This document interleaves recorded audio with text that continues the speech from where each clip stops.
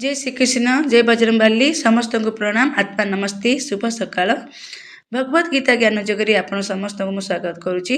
आज आम प्रथम अध्याय अर्जुन विषाद जग श्लोक 4 पाठ करवा आसतु।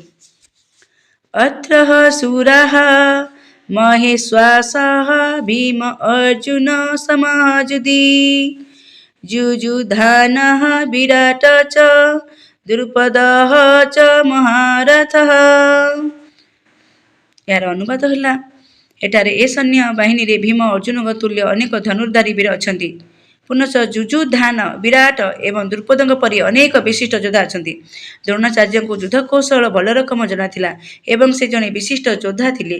द्रोणाचार्य युद्ध कौशल आगरे दुष्टदम्न जदिओ किछि बड़ प्रतिद्वंदिता नथिले तथापि आहुरी अनेक एपरि योद्धा सेठारे थिले जेउ माने कि आपण आशंकार कारण होइथिले।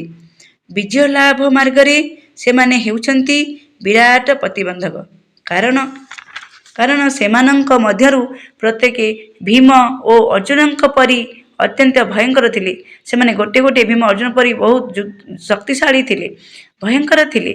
एक कथा दुर्योधन प्रकाश कले से भीम और अर्जुनंकर बलबीर्य कथा जानी थिले एवं सेथिपाई से अन्य योद्धा माननको सेमानक भीम अर्जुन सह तुलना कले।